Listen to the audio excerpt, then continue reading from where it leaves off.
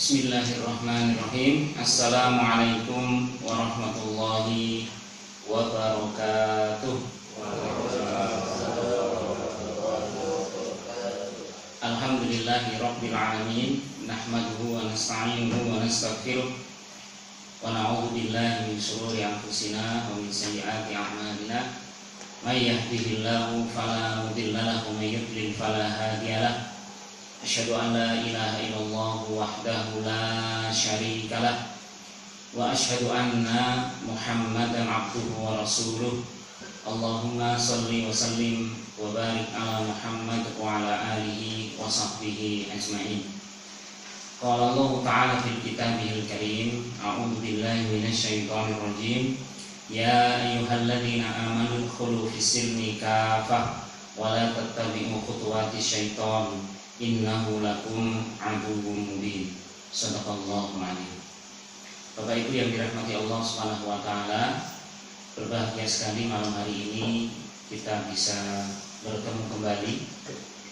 Senantiasa jangan lupa kita panjatkan syukur kepada Allah Subhanahu wa taala yang tetap memberikan kita istiqomah, memberikan kita keimanan, keislaman, dan kita yang paling penting adalah tetap istiqomah di dalam Islam dan thalabul ilmi.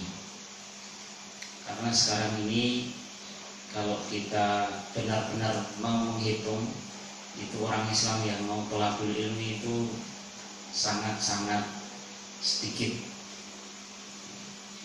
Satu warung itu apa ya sak minimum Islamnya kan enggak. Wong yo malam ini juga enggak ada barengan pengajian.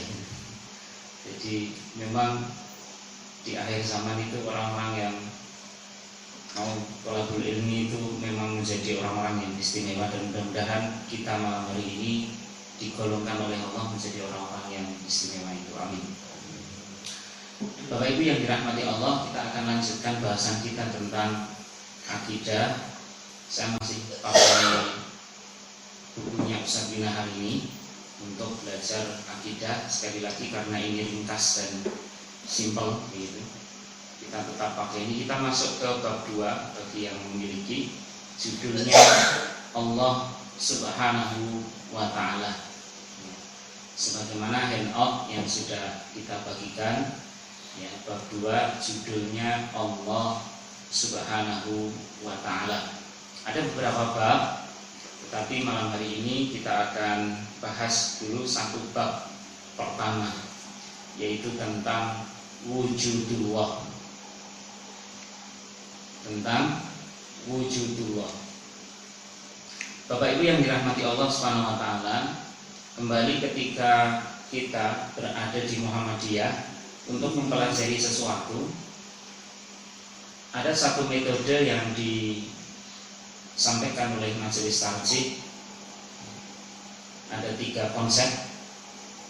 Yang pertama adalah konsep bayani, yang kedua burhani, yang ketiga irfani. Jadi setiap kali kita membahas tentang sesuatu, 3-tiganya ini dipakai metodenya.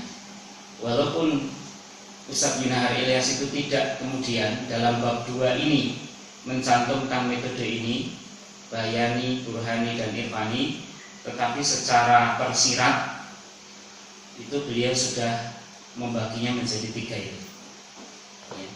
Yang malam hari ini insya Allah akan kita bahas bersama-sama. Bapak Ibu yang dirahmati Allah Subhanahu wa ta'ala, bab 2 diberi judul oleh Ustaz Binahar dengan Allah Subhanahu wa ta'ala. Subhanahu artinya Maha suci Dia, wa ta'ala Maha tinggi. Allah Subhanahu wa ta'ala Maha suci dan Maha tinggi. Ketika kita mendengar kata Allah, apa yang tergambar dalam memori kita? Apa yang tergambar? Padahal Allah itu ma la ainun ra'at, tidak pernah dilihat oleh mata Ya. Wala udhunun sami'at, belum pernah didengar oleh telinga, belum pernah terlintas dalam pikiran manusia. Ketika kita mendengar Allah Subhanahu wa ta'ala, apa yang terlintas dalam diri kita? Apa yang terlintas? Allah Subhanahu wa ta'ala, apa yang terlintas? Pencipta segala alam. Ya. Mau dibayangkan bagaimana, tidak bisa. Kita membayangkan bagaimana, tidak bisa. Allah itu berbeda dengan makhluk. Mau kita bayangkan seperti makhluk apa saja, tidak bisa. Tetapi kita yakin bahkan 200% bahwa Allah itu wujud, Allah itu ada. Dulu pernah kita sampaikan bahwa kita untuk mendefinisikan rasa cinta saja tidak bisa. Kita ingin menghadirkan rasa cinta saja tidak bisa. Ya, kalau kita misalkan mencintai, ya, Mas Tri Ramidi mencintai istrinya, misalnya ditakoni, kowe tenang Mas, seneng karo bojomu Mas? Tenang Pak, tenang, rangamu sih, wujudnya kaya apa? Gitu. Wujudnya seperti apa rasa cinta itu Mas Tri? Lorek-lorek, kotak, apa wujudnya? Kita kesulitan untuk menggambarkan rasa cinta saja. Maka ketika kita mendengar kata cinta, enggak bisa kita membayangkan, itu enggak bisa. Lu bisa tiap hari itu masih ngasih nafkah sama istrinya. Lu itu bukan cinta. Itu adalah manifestasi perwujudan dari cinta itu. Maka tiap hari masih ngasih nafkah. Tiap hari istrinya melayani suaminya, misalnya. Itu adalah perwujudan. Tapi kalau suruh mendatangkan cinta itu seperti apa bentuknya, kotak, bunder, apa lonjong, enggak bisa. Kita tidak bisa.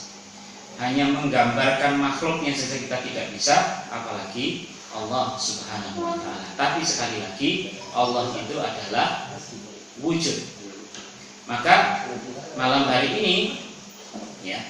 ini kita akan belajar tentang wujudullah, tentang wujud Allah. Dari mana? Yang pertama yang kita pakai adalah dalil fitrah.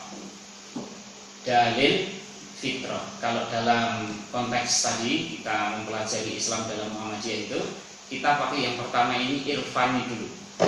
Pengalaman spiritual kita. Ya, pengalaman spiritual kita. Rasulullah Shallallahu Alaihi Wasallam pernah bersabda, "Kullu mauludin yuladu 'alal fitrah." Setiap anak atau manusia yang dilahirkan yuladu 'alal fitrah, dilahirkan atas fitrah. Fa'abawahu, maka orang tua mereka lah yuhawidanihi, yang menjadikan dia Yahudi, au yunassironihi, atau menjadi Nasrani, au yumajjisanihi, atau menjadi Majusi. Dia Yahudi atau dia Nasrani atau dia Majusi, itu adalah bapak-bapak mereka, lingkungan mereka. Tapi pada dasarnya manusia dilahirkan ke dunia ini adalah fitrah. Fitrahnya apa? Bertauhid, bertuhan. Siapa Tuhannya? Allah. Kenapa? Karena sebelum dilahirkan manusia sudah disumpah dulu, sudah membaca syahadat dulu di hadapan Allah. Alastu birabbikum, bukankah aku ini adalah Tuhanmu? Semua manusia, semua janin sebelum dilahirkan menjawab atas pertanyaan Allah itu. Qalu bala syahidna. Benar ya Allah, aku bersaksi atas itu semua. Jadi Bapak Ibu yang dirahmati Allah SWT, manusia itu sebenarnya fitrahnya, ya, fitrahnya itu Allah SWT Tuhannya. Ya. Secara fitrah. Fitrah itu bawaan.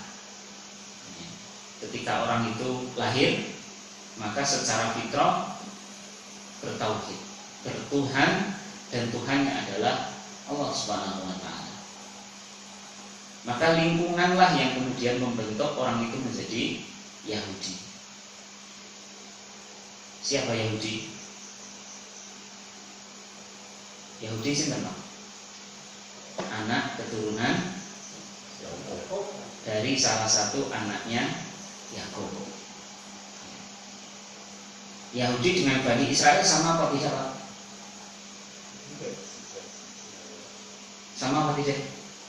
Kayaknya dulu pernah tak sampaikan di sini loh. Sama apa tidak antara Bani Israel dengan Yahudi? Kalau mirip-miripnya di mana? Kalau beda-bedanya di mana? Kalau sama-samanya di mana? Yang itu kan dari anaknya yang muda itu. Nah, jadi tak baleni. Nama lain dari Nabi Yakub itu siapa? Israil. Nama lain dari Nabi Yakub itu Israil. Punya anak jumlahnya 12. Jadi ke-12 anak Nabi Yakub ini yang kemudian beranak pinak namanya Bani Israil. Salah satu dari anak Nabi Yakub ada namanya Yahuda, yang kemudian beranak pinak karena dia klan yang terbesar dibandingkan saudara-saudaranya, maka dia yang mendominasi dari seluruh keturunan Bani Israil itu, seluruh keturunan Nabi Yakub disebut Yahudi. Maka kalau Yahudi itu pasti Bani Israil, tetapi kalau Bani Israil belum tentu Yahudi. Dan kalau kita menyebut Israel itu berarti kita menyebut Nabi Yakub. Harusnya ada alaihis salam. Israel alaihis salam, karena itu nama lain dari Nabi Yakub. Tetapi sekarang sudah menjadi nama negara. Padahal kita sering demo gitu. Nah ini kadang-kadang maka hati-hati ya, bagi yang sering demo Israel itu, karena Israel itu Nabiullah. Ya, Israel itu Nabiullah. Israel Nabiullah. Sampai akhirnya kemudian di zaman Rasulullah SAW masih ada keturunan Bani Israel, masih ada pendeta-pendeta Bani Israel, masih ada yang kemudian masuk Islam. Ya, Yahudi juga ada. Ya, di Madinah yang terkenal di Bani Nadir, Bani Koinukok, sama satu lagi dan apa ya? Agak lupa. Quraisy. Ada 3. Nah ini Yahudi. Ya. Maka kenapa ini disebut oleh Rasulullah? Karena ini memang paling apa istilahnya, klan ya, atau kelompok dari keturunan Bani Israel ini yang paling berpengaruh. Dan dialah yang punya sejarah agak kelam yang menceburkan Nabi Yusuf ke dalam sumur. Yahudi itu apakah agama? Kalau agama itu pasti dari Allah. Tapi karena Yahudi itu sekarang dianggap agama, padahal dia sumbernya adalah dari Yahuda. Agamanya Nabi Yakub sama dengan agama kita, tauhid. Agama Nabi Yusuf sama dengan agama kita, tauhid. Au Nasrani, atau yang menjadikan dia Nasrani. Nasrani ini asal katanya dari Nasoro, atau dalam bahasa Ibrani-nya Nasaret. Maka kalau kita kadang mendengar orang-orang teman-teman kita Nasrani itu menyebut Nasaret, itu satu daerah dalam bahasa Arabnya Nasoro, tempat lahirnya Nabi Isa. Ya, Nasoro itu daerahnya. Ya, maka kemudian orang-orang menisbatkan yang dibawa oleh Nabi Isa itu dengan kampung tempat lahirnya itu namanya Nasrani. Jadi beliau lahir di Baitul Lahma. Baitul Lahma, rumah kalau di sini di Batuar itu ya, PH, rumah tempat penyembelihan hewan. Baitul Lahma, bahasa Ibrani-nya Bethlehem, ya, atau Baitul Lahma. Itu di tempat. Jadi kan waktu itu Siti Maryam itu menyendiri karena memang dicaci maki sama orang-orang di sekitarnya karena hamil tanpa ada suami. Kemudian oleh Allah diminta untuk menyendiri dan seterusnya, bahkan dijamin oleh Allah di situ hanya dengan meletakkan tangannya di pangkal pohon kurma, kurmanya jatuh. Kira-kira apa yang mungkin kalau bukan dari karunia Allah? Coba Bapak Ibu nanti kalau sempat, kalau umroh atau haji dan sempat mampir di kebun kurma, cari pohon kurma. Terus coba di iyok-iyok, iso ora, nek iso tak acungi 4 jempol. Bukan hanya 2 jempol. Ya, di iyok-iyok sampai buahnya gogrok gitu. Jadi peristiwa Maryam sampai bisa menggoyang-goyangkan pohon kurma itu istilahnya peristiwa ijaz, mukjizat kalau nabi, karena beliau bukan nabi, ya, itu adalah bagian dari karunia Allah SWT. Gitu. Wong orang hamil baik, orang larani baik, wong lanang gagah gede dhuwur ra iso itu. Ngoyak-ngoyak kurma itu tidak bisa. Kalau sudah besar ya. Kalau masih neng potnya ya iso diudak-atik ya iso. Tapi kalau sudah berbuah, dan dulu tuh belum ada kurma ginjal kayak sekarang itu tidak ada. Kurma biasanya ya sudah tinggi itu baru berbuah. Maka itu adalah bagian dari, ya kalau nabi namanya mukjizat. Kalau ini irhas itu apa? Karomah tidak bisa. Yang diberikan Allah kepada hambanya. Kalau misalkan laki-laki itu mungkin Maryam itu sudah nabi, tapi karena beliau perempuan tidak masuk dalam kategori nabi. Awi majisani atau penyembah api. Majusi itu penyembah api. Kalau di zaman Rasulullah itu yang paling kuat adalah dari Persia, penyembah api. Siapa sahabat Rasul yang awalnya itu orang Majusi? Ada yang kenal? Salman Al-Farisi. Salman Al-Farisi. Dia termasuk namanya Salman Al-Farisi dari Persia. Faris dari Persia.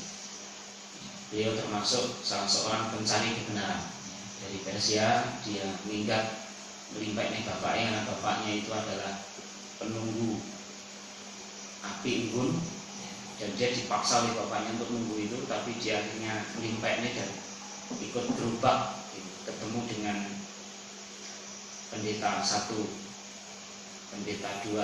Akhirnya terakhir itu, kamu datanglah ke Jazirah Arab, temuilah orang yang setiap hari dikerumuni banyak orang, ya Rasulullah itu, yang di punggungnya ada tanda kenabian. Nah, ini namanya Salman Al-Farisi. Bangsanya itu penganut Majusi. Jadi sebenarnya Bapak Ibu yang dirahmati Allah, ketika manusia itu lahir, fitrahnya itu sudah bertuhan, mengakui Allah. Tetapi lingkungannya lah yang kemudian membuat dia itu menjadi Majusi, menjadi Nasrani. Ya, dalam hal ini adalah bapaknya. Nanti mungkin bisa dibaca di handout-nya itu, surat Yunus ayat 10. Wa idza masal insana dzurru da'ana li jambihi aw qa'idan aw qa'iman falamma kasafna anhu dzurruhu marraka allam yad'una ila dzurrin massahu kadzalika zuyyina lil musrifina ma kanu ya'malun. Itu penguat saja, ayat penguat terkait dengan dalil fitrah yang kita pakai malam hari ini. Kesimpulan dari yang pertama ini, poin yang pertama ini, dengan dalil fitrah ini kita dapat mengetahui bahwa secara esensi, jadi pada dasarnya manusia itu semua punya keyakinan akan Tuhan, akan Roh, akan Ilah. Tetapi tidak semuanya benar dalam mengilahkan atau menuhankan sesuatu.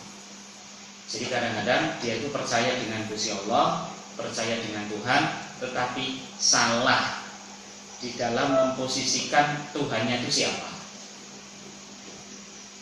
Tuhannya itu siapa.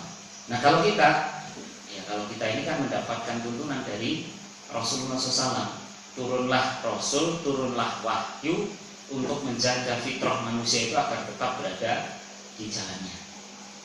Nanti akan kita bahas di poin yang selanjutnya. Jadi Bapak Ibu yang dirahmati Allah SWT,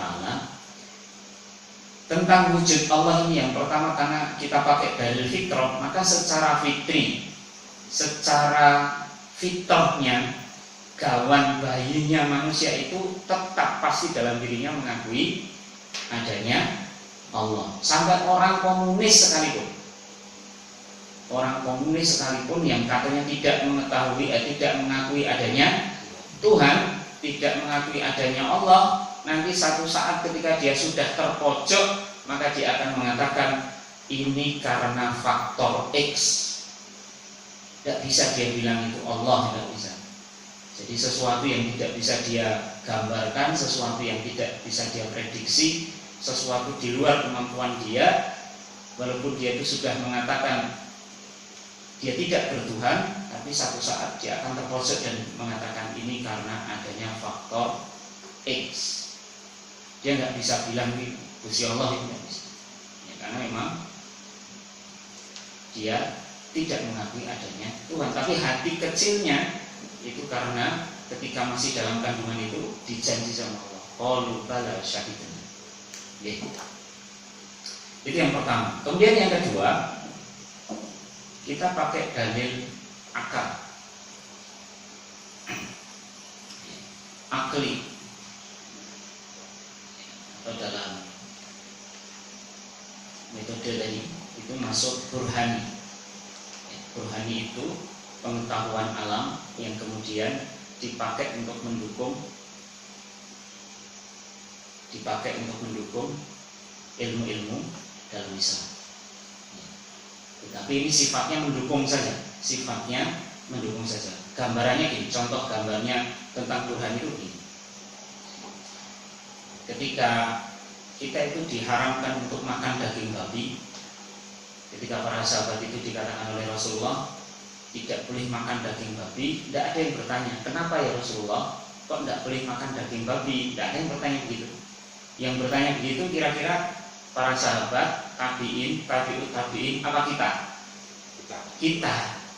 Karena kita itu sami'na wantoknya dengan Rasulullah itu sudah, ya karena sudah jauh ya, kadang-kadang ngopo ya kok babi kok diharamkan gitu. Akhirnya diselidiki sama orang-orang kita. Ya, ketemulah ternyata di dalam babi itu ada penyakit, katanya ada cacing pita yang menyebabkan manusia bisa sakit. Akhirnya, percaya. Nah, kira-kira begitu, burhan itu begitu. Jadi kajian ilmu keduniaan, entah itu biologi, kedokteran, fisika, kimia dan seterusnya, untuk mendukung teori-teori keagamaan yang sudah ada, aturan-aturan fikih-fikih agama yang sudah ada. Bahkan kemudian kajian tentang fikih sholat itu kalau dibahas tentang pakai dengan metode burhani, itu bisa menjadi sholat yang menyehatkan, bisa begitu. Oh ternyata sujud itu kalau dalam bahasa kesehatan menjadi populer kemarin pas masa corona itu apa namanya? Pruning, sujud. Ternyata itu bisa mengalirkan dahak yang ada di paru-paru kita untuk keluar. Nah ini kajian bulan itu begitu. Atau pakai dalil-dalil akli. Tapi walaupun dengan dalil-dalil akli tetap akan dikonversikan, akan disamakan, akan dicari padan-padannya di dalam Al-Quran. Dalil akli. Dengan akal pikirannya, manusia sangat memungkinkan dapat merenungi dirinya sendiri, alam semesta dan lainnya. Jadi manusia dapat membuktikan adanya Allah Subhanahu wa taala. Dalam surat An-Nahl ayat 12 Allah mengatakan wasakhkhara lakumul laila wan nahara was-samsa wal qamara wan nujumu musakhkharatum bi amrihi inna fi dzalika la ayatil liqaumin yaqilun. Wasakhkhara lakumul laila wan nahara, dan Allah telah menundukkan bagi kalian al-laila wan nahara, malam dan siang. Wasyamsa wal qamar, matahari dan bulan. Menundukkan artinya mengatur. Menundukkan artinya mengatur. Tidak mungkin yang kita alami sekarang ini, malam, siang, terbitnya matahari, tenggelamnya matahari, terbitnya bulan, tenggelamnya bulan, itu tidak ada yang mengatur. Wan nujumu, dan bintang-bintang, musakhkharatum bi amrihi, ditundukkan dengan perintahnya Allah, maksudnya. Inna, sesungguhnya, fi dalam seluruh peristiwa tadi, fidzalika dalam seluruh peristiwa tadi, la ayatil liqaumi yaqilun, menjadi tanda-tanda atau ayat, tanda-tanda kebesaran Allah liqaumi yaqilun, bagi kaum yang mau berpikir atau memahami, mungkin bisa diartikan begitu di sini. Nah, Bapak Ibu yang dirahmati Allah Subhanahu wa taala, ketika kita melihat perubahan alam dengan sangat detail seperti ini, maka akal kita akan mengatakan tidak mungkin ini bergerak dengan sendirinya. Tidak mungkin ini berubah dengan sendirinya. Tidak mungkin. Pasti ada yang berubah, pasti ada yang menjalankan dan seterusnya. Sampai kita itu kadang-kadang kita itu tidak bisa mengontrol diri kita sendiri. Bisa tidak kita itu mengontrol diri kita sendiri? Sakit betul Pak? Bisa tidak? Sebagian bisa kita kontrol, dalam arti yang kita mau mengambil kacamata bisa. Tapi banyak yang tidak bisa kita kontrol. Terus yang kontrol sopo? Itu si Allah. Contoh apa yang tidak bisa kita kontrol? Tumbuhnya kuku, tidak bisa kita kontrol. Kita hanya bisa apa? Motong saja. Oh ini mbok rasa model toh, gitu. Bisa enggak kira-kira? Enggak bisa. Coba kita renungkan ya. Podo-podo balung, ini kan balung, ya kan balung. Oleh Allah ini setiap hari diodotke, sehingga setiap hari Jumat kita disunahkan untuk motong. Tetapi podo-podo balungi gigi kita, wajone jenengan ini. Niku nek pun ngeten iki pun mandek sing model. Cobi nek misalnya Gusti Allah niku nggih modotke kuku, nggih modotke untu. Bedino untune niku model. Tangi turu wis teng ceringi niku arep sarapan kok untu teng ceringi sik. Golek napa golek kikir dadak mikiri untu. Jadi diri kita itu ada sebagian bahkan banyak yang tidak bisa kita kendalikan. Yang bisa kita kendalikan. Kalau ayat ini kan as-syamsu wal qamar, matahari dan bulan, siang dan malam dan seterusnya. Tidak bisa kita kontrol. Diri kita pun juga tidak bisa kita kontrol semuanya. Wis tonggo aja modot to, tidak bisa. Tidak bisa. Karena ini semuanya dalam penguasaan Allah Subhanahu wa taala. Pasti jawabannya ketika kita mengatakan ini tidak bisa kita kontrol, tapi tetap ada yang kontrol. Siapa? Gusti Allah. Gusti Allah. Tidak bisa kemudian, karena kita kan punya fitrah tadi ya, ketika dilahirkan kita fitrah. Tidak bisa kemudian kesimpulan kita itu iki sing marai jadi Pak Noyo, Pak Suto, nggak bisa. Pasti Allah Subhanahu wa taala. Ini kan kesimpulan dari akal kita. Ketika ada perubahan alam seperti ini, ketika ada perubahan diri kita seperti ini, kesimpulannya adalah kita berakal ini adalah dari Allah Subhanahu wa taala. Ya. Coba kita buka di lembar berikutnya ya, tentang konon atau teori seputar dalil akal. Yang pertama namanya konon al-ilah. Al-ilah atau biasa disebut ailah juga boleh. Ailah itu sebab hukum sebab akibat. Segala sesuatu pasti ada sebabnya, nggak mungkin nggak ada sebabnya. Segala sesuatu menjadi ada, tentu ada yang mengadakan, nggak mungkin ada dengan sendirinya. Siapa yang mengadakan? Allah Subhanahu wa taala. Kesimpulannya begitu. Yang mencipta itu adalah Allah Subhanahu wa taala. Dulu pernah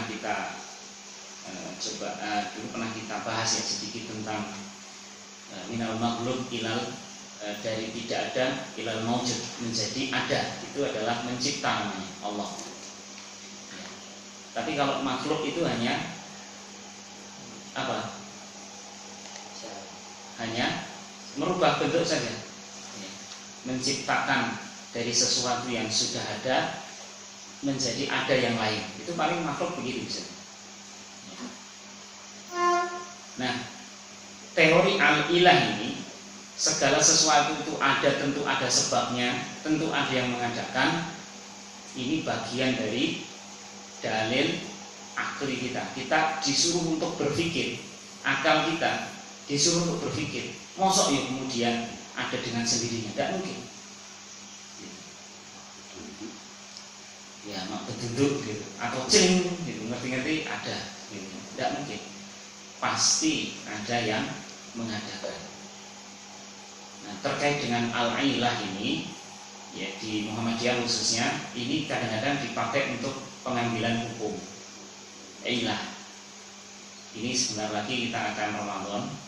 Ya, tentu kita akan melihat, ya, akan ada satu diskusi panjang nanti ketika memasuki bulan Ramadan, dan itu sebenarnya sudah konsumsi lama, tapi kok itu setiap tahun kok diulang gitu. Kayaknya ada yang memang membuat ini jadi bahan diskusi antara ru'yah dan hisab gitu ya. Nah, kenapa Muhammadiyah pakai hisab? Karena ini sama dengan al-ilah, ini ada ilatnya. Kenapa kok pakai hisab? Ada ilatnya, karena ada ilatnya, bukan pakai ilat yang dipakai untuk bicara ini, enggak ya. Tahu Pak kenapa Muhammadiyah pakai hisab? Tahu? Padahal zaman Nabi dulu ru'yah. Kenapa sekarang kok pakai hisab? Karena di zaman Nabi itu ada sebabnya, ada ilatnya. Karena zaman Nabi sendiri mengatakan, nahnu qaumun umiyun la naktubu wa la naksibu, kata Rasulullah. Kami ini orang-orang umi, la naktubu tidak bisa nulis, wa la naksibu tidak bisa ngitung. Maka karena tidak bisa nulis, tidak bisa ngitung, satu-satunya cara menggunakan ru'yah, nonton bulan ini sono ora. Itu ilatnya, sebabnya. Nah, kalau sebabnya ini sudah tidak ada zaman sekarang, maka akhirnya kembali ke awal dengan cara naksibu, naktubu dan naksibu, ditulis dan dihitung. Namanya hisab. Kenapa? Karena ilatnya sudah tidak ada, sebabnya sudah nggak ada. Sebabnya sudah nggak ada. Karena sebabnya sudah nggak ada, maka kita kembali ke asalnya, yaitu dengan cara dihitung. Kita sekarang ini kan setiap hari itu sebenarnya kita sudah pakai hisab. Mulai dari subuh sampai isya itu kita pakai hisab. Bahkan HP kita semuanya ada jadwal sholatnya. Gimana? Nih, begitu masuk Ramadan nganggur ru'yah, gesek aku ini HP. Duh, HP ini posane sesuk ya. Ru'yahnya sesuk gitu ya. Kenapa? Ya, kalau keseharian kita pakai hisab, memang ada baiknya ketika kita memutuskan sesuatu untuk bulan-bulan yang akan datang, ya, Ramadan misalkan, alangkah baiknya ketika kita menyamakan dengan keseharian kita. Allahu a'lam bishawab. Nah, itu namanya qaulun al-ilah. Jadi hukum atau teori terkait dengan sebab akibat. Jadi tidak mungkin alam semesta ini ada tanpa ada yang mengadakan. Tanpa ada sebabnya itu tidak mungkin. Maka kemudian akal kita akan mengatakan bahwa yang mengadakan alam semesta ini adalah Allah Subhanahu wa taala. Kemudian yang kedua, teori al-wujub, qanun al-wujub.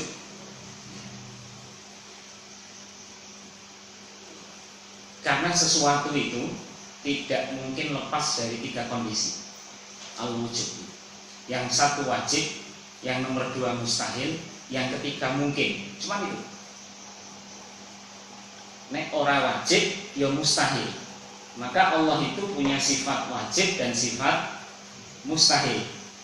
Maksudnya nek ora ho ya ora. Gitu. Kalau tidak yes pasti no. Kalau tidak wajib mesti mustahil. Tapi ada yang di tengah-tengah namanya mungkin. Mungkin wajib, mungkin mustahil. Mudah-mudahan nanti bisa dipahami ya. Nah, yang menentukan alam ini menjadi ada atau tidak ada itu tidak mungkin kok kemudian orang yang mungkin ada, apa zat yang mungkin ada. Bisa dipahami ya?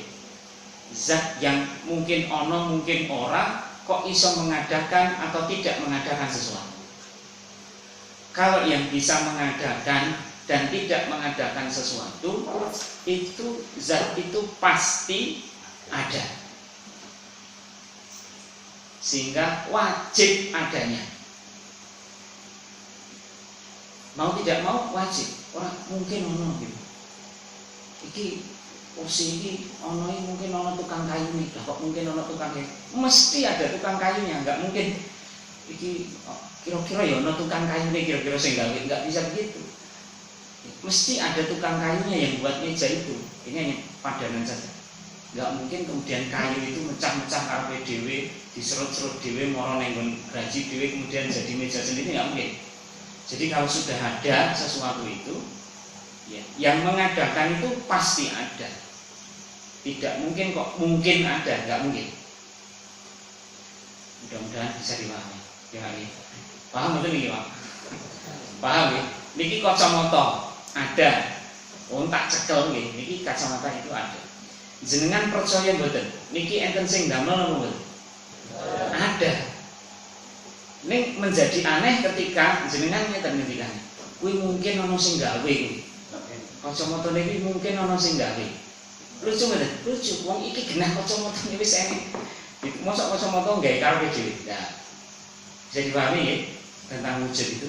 Jadi kalau ada sesuatu alam semesta dan seterusnya, pasti yang membuat itu wujud. Pasti yang membuat itu wajib adanya. Konun al-wujud. Jadi teori wajib adanya. Yang kedua, konun al-wujud. Jadi tidak mungkin sesuatu itu ada, ini keberadaannya itu, penciptanya itu masih mungkin. Nah, penciptanya pasti ada. Oke. Nah, mudah-mudahan bisa dipahami. Bukan bingung ya, insyaallah. Coba kira-kira kalau kemudian ini ada meja. Kemudian kita tidak percaya kalau meja ini dibuat oleh orang, padahal orangnya ada di sini. Gak mungkin orang ini kayunya gaduk-gaduk dewe, nyigar-nyigar dewe. Nek soal sekarang di sini itu yang gawe mungkin udah muring-muring. Tidak dianggap keberadaannya. Wis keringetan kesel, nyetel graji nganti tangannya nedas kabeh, orang dianggap keberadaannya. Itu dia pasti marah. Oh, wong nesu apa meneh Gusti Allah. Gusti Allah itu maha pencemburu, ya. Maha apa istilahnya ya? Ya pencemburu gitu. Tidak mau Allah itu dibandingkan ini. Ya, maka kembali lagi ke konul al-wujud ini. Jadi wajib adanya itu artinya sesuatu ya, itu tidak lepas dari ada tiga. Satu wajib adanya, dua mustahil adanya, tiga mungkin. Jadi cuma ada tiga itu. Kalau dia sudah ada, ya, tidak mungkin yang mengadakan itu mungkin, pasti kan gitu. Tapi kalau sudah gaib nggak ada, ya pasti tidak ada yang mengadakan. Karena Allah tidak mengadakan. Jadi mudah-mudahan bisa difahami ya, tentang teori al-wujud ini. Ya, nanti khawatir kalau saya tambahi keterangan malah tambah bingung. Ya, karena sekali lagi berbicara tentang akidah itu memang berat, ya, berat. Makanya tolong jangan ngantuk. Berbicara tentang sesuatu yang tidak bisa kita lihat, tidak bisa kita raba, tidak bisa kita ini kan, tapi kita harus yakin ini kan memang berat. Kemudian konun al-hudus. atau teori yang terkait dengan teori baru. Teori baru. Kalau ada sesuatu yang dibuat itu pasti ada tanggal pembuatannya. Ada tanggal pembuatannya, ada tanggal out of date-nya. Apa itu ya? Kalau di makanan itu apa namanya? Kadaluarsanya. Ya, ada tanggal pembuatannya, ada tanggal kadaluarsanya. Sesuatu yang dibuat itu baru, pernah baru. Sesuatu yang dibuat itu baru. Termasuk diri kita ini baru. Diri kita ini baru, karena dulu tidak ada, kemudian diadakan. Siapa yang mengadakan? Lantarannya itu bapak ibu kita. Kemudian kita lahir ke dunia, kita ini baru. Maka kalau ada yang mengatakan kita ini bid'ah, itu benar. Kita ini bid'ah. Kenapa? Karena dulu tidak ada. Terus kemudian menjadi ada. Karena diadakan gitu. Sesuatu yang dulu nggak ada kemudian sekarang ada, itu namanya bid'ah. Kita ini bid'ah. Oh, benar kok gitu. Nah, sesuatu yang baru yang dulu nggak ada kemudian menjadi ada. Tadi prinsipnya ada yang mengadakan, pasti ada yang mengadakan, dan yang mengadakan itu pasti qadimun, lebih dulu dari yang mengadakan. Bahkan kalau Allah Subhanahu wa taala qadimun itu tidak apa istilahnya? Qadim itu datangnya duluan gitu.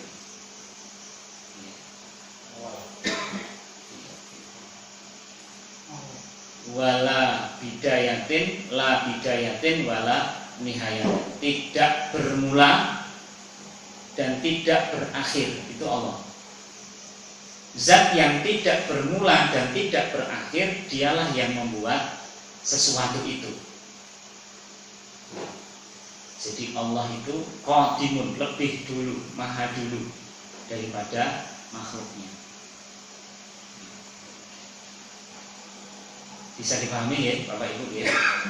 Jadi setiap segala sesuatu yang baru itu buatan, dibuat oleh sesuatu yang membuat, yang lebih dulu hadir. Dalam hal ini adalah Allah Subhanahu wa taala, sementara kudusnya itu, yang barunya itu adalah makhluk-makhluknya. Kemudian teori tentang nizam, aturan. Alam semesta ini sangatlah kompleks, sangat-sangat kompleks.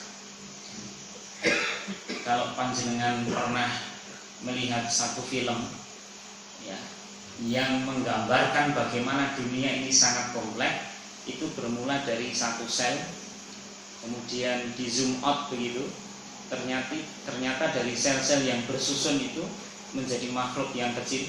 Makhluk yang kecil di zoom out lagi, ternyata menjadi susunan makhluk yang besar. Makhluk yang besar itu di zoom out lagi, ternyata menjadi makhluk kecil-kecil, jumlahnya banyak. Kemudian di zoom out lagi, ternyata hidup di bumi. Di zoom out lagi, ternyata ada tata surya. Di situ ada ada matahari dan planet-planet, dan bumi termasuk salah satu dari planetnya. Di zoom out lagi, ternyata kumpulan matahari yang banyak sekali, matahari punya tata surya semuanya. Di zoom out lagi menjadi galaksi, kumpulan bintang-bintang, yang bintang itu tidak lain adalah matahari. Ini adalah sesuatu yang sangat kompleks. Sangat kompleks. Kita ini, sesama kita ini gedenya segini ini, ada yang tingginya 170, ada 160. Tapi kalau kemudian di zoom out kira-kira dari 10 km di atas langit, kita ini sangat kecil. Matahari yang besar sekali, besarnya 600 kalinya bumi, itu saja kalau di zoom out dari luar galaksi hanya satu titik saja.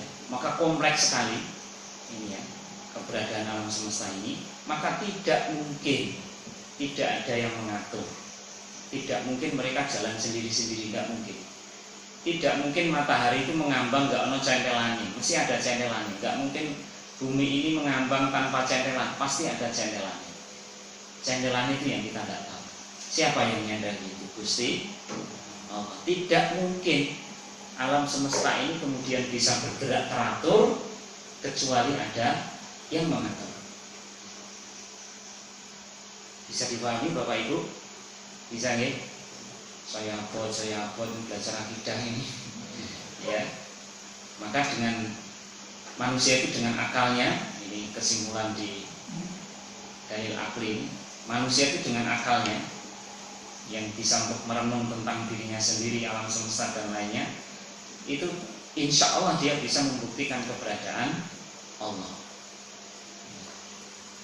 Asal dia tidak menuntut untuk bisa melihat Allah saja, insya Allah dia akan tahu keberadaan Allah. Ini. Lanjut poin yang ketiga, dalil nakli. Nanti ini sampai jam berapa? Lekasnya jam 8:30. Rampung ya. Sebenarnya mau saya selesaikan jam 9 tadi sebenarnya. Karena jangan sampai kita mengulang kesalahan 2 kali. Salahnya apa Pak? Lekasnya wis telat, rampungnya aja ngasih telat. Kalau lekasnya telat, rampungnya telat, berarti kita mengulang kesalahan 2 kali. Dan orang telat juga setengah jam Mas. Ya, baik kita tambah sedikit saja. Dalil nakli tentang wujud Allah. Meskipun secara fitrah manusia bisa mengakui adanya Tuhan, adanya Roh, akal pikirannya bisa membuktikan, ya, baik secara irfani maupun dengan burhani itu bisa. Tetapi manusia memerlukan bimbingan untuk mengenal Allah. Itulah fungsi diturunkannya Rasulullah dan nabi-nabi yang lain dengan dibawakan oleh Allah kitab suci, kalau kita Al-Quran dan peninggalan Rasulullah, sunnah-sunnah Rasulullah yang kita sebut sebagai dalil nakli. Dalil nakli itu tekstual, dalil yang memperkuat keyakinan kita secara tekstual, ajaran Rasulullah yang diucapkan oleh Rasulullah. Kemudian firman Allah yang tertulis di dalam Al-Quran itu untuk memberikan tuntunan bagi manusia biar tidak salah menuhankan sesuatu tadi. Manusia bisa percaya dengan Tuhan, manusia bisa percaya dengan Gusti Allah, tetapi kalau tidak ada tuntunannya maka dia akan salah memilih, akan salah jalan. Maka Allah turunkan Nabi, Allah turunkan Quran, Allah turunkan aturan, namanya syariat. Itu. Nah, di poin yang ketiga ini atau dalil nakli ini kita akan berbicara tentang sebagian tentang Allah menurut dalil nakli. Menurut dalil nakli. Dalil nakli itu Quran dan Sunnah. Yang pertama, Allah itu maha awal dan maha akhir. Allah itu huwal awwal wal akhir. Huwal awal wal akhir. Maha awal dan maha akhir. Kalau maha awal itu berarti tidak berawal. Kalau ada awalan berarti makhluk. Allah tidak berawal. Huwal awal, maha awal itu artinya tidak berawal. Aduh, bingung. Maha awal itu tidak berawal. Kalau berawal berarti makhluk. Karena Allah itu huwal awal, maha awal, tidak berawal dan tidak berakhir wujudnya. Huwal awalu wal akhiru wal dhahiru wal batinu wa huwa bikulli syai'in alim. Dialah yang awal dan yang akhir, yang dhahir dan yang batin, dan dia maha mengetahui segala sesuatu. Kalau pakai awal dan pakai akhir itu namanya makhluk, karena pakai lahir dan pakai mati. Makhluk itu pakai dibuat dan pakai rusak. Dibuat, rusak itu namanya makhluk. Tapi Allah itu tidak pakai awalan, tidak pakai akhiran. Karena apa? Maha awal dan maha akhir. Dalilnya mana? Surat Al-Hadid ayat 3. Lagi, ada lagi. Surat Ar-Rahman ayat 27. Wa yabqa, baqo, kekal. dan dia tetap kekal. Wajhu rabbika, ya. Wajah rabbika, Tuhan kalian, dzul jalali wal ikram, ya, yang mempunyai kebesaran dan kemuliaan. Kekal, Gusti Allah itu kekal. Pertama, dalam sifat wajib Allah itu ya, dalam sifat 20 itu ada wujud, qidam, baqa. Wujud itu ada, qidam dahulu, baqa kekal. Jadi Allah itu maha awal, maha akhir. Tidak pakai awalan, tidak pakai akhiran. Kalau pakai awalan, pakai akhiran, itu makhluk. Kemudian Allah maha esa. La ilaha illallahu wahdah. Qul huwallahu ahad. Jadi Allah itu maha esa. Maha esa itu ya esa, benar-benar esa, tidak ada yang menyerupainya. Tidak dilahirkan, tidak melahirkan. Tidak dilahirkan, tidak melahirkan, tidak dilahirkan. Tidak beranak, tidak memperanakan, atau tidak diperanakan juga. Maka kalau ada Tuhan yang diperanakan, itu bukan Tuhan. Kemudian Allah memiliki nama-nama dan sifat-sifat. Allah memiliki nama-nama dan sifat-sifat. Nama-nama dan sifat-sifat ini bisa jadi secara teks sama dengan manusia, tetapi secara esensi berbeda. Mungkin Allah punya sifat Rahman, mungkin Allah punya sifat Rahim. Manusia juga punya sifat kasih sayang, punya sifat kasih, punya sifat sayang. Tapi sayang dan kasihnya manusia berbeda dengan sayang dan kasihnya Allah. Karena Allah itu maha pemurah, maka sebagian dari sifatnya diberikan kepada makhluknya. Allah bisa marah, maha pemarah. Manusia juga punya sifat marah, sedikit. Jadi dari sifat Allah itu diberikan kepada manusia sedikit. Allah maha memberi, apapun yang dibutuhkan oleh manusia, Allah maha memberi. Manusia juga bisa memberi ketika dia memiliki. Jadi sebagian dari sifat-sifat dan nama-nama Allah itu ada yang diturunkan kepada manusia, sebagian kecil. Dari Asmaul Husna itu sebagian ada yang kemudian diberikan kepada manusia, walaupun hanya sedikit saja. Kadang pengetahuan Allah maha mengetahui, manusia kadang juga bisa mengetahui, tapi sedikit saja. Wa ma utitum minal ilmi illa qalila. Allah tidak memberikan ilmu kepada manusia itu illa qalila, kecuali hanya sedikit saja. Sedikit. Allah itu maha tahu, manusia itu ya ngerti sedikit-sedikit lah gitu. Tahu sedikit-sedikit. Ya. Tidak ada yang menyerupainya. Atau mukhalafatu lil hawadisi. Kalau di sini disebut laisa kamislihi syai'un. Laisa ora kamislihi ka kaya mislihi sak misale syai'un, sesuatu. Laisa kamislihi syai'un wa huwas samiul basir. Ini diperkuat dengan dalil naklinya di surat Syura ayat 11. Jadi Bapak Ibu yang dirahmati Allah Subhanahu wa taala, kesimpulan dari dalil wujudullah di dalil nakli ini ya, adalah manusia tetap memerlukan dalil nakli Al-Qur'an dan As-Sunnah.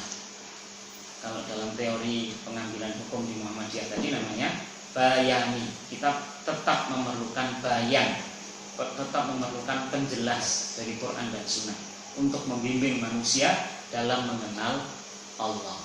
Karena kalau tidak dibimbing, kesimpulannya salah. Seperti poin yang pertama tadi, bisa jadi secara fitrah manusia itu sudah bertuhan. Bahkan tidak ada yang tidak bertuhan, semua bertuhan. Tetapi kalau tidak dituntun oleh dalil-dalil, maka dia kadang-kadang bisa mempertuhankan sesuatu yang bukan Tuhan. Mudah-mudahan bisa diterima, bisa jelas, bisa dipahami. Ada kurang lebihnya mohon maaf. Barangkali ada pertanyaan atau mungkin koreksi atau tambahan dari yang saya jelaskan tadi.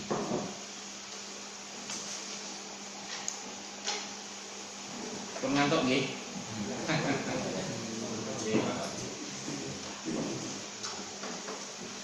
Baik, kalau tidak ada, saya akhiri pertemuan kita malam hari ini. Mudah-mudahan ada manfaatnya. Nanti bisa dibaca-baca lagi di rumah, ya, bisa dilihat tafsirnya dari ayat yang ada di situ. Kalau kurang malam nanti bisa tulan ke Suara Muhammadiyah di Jogja sana, beli buku kuliah akidah untuk kita pelajari. Jadi saya sekian, kurang lebih mohon maaf. Assalamualaikum warahmatullahi wabarakatuh.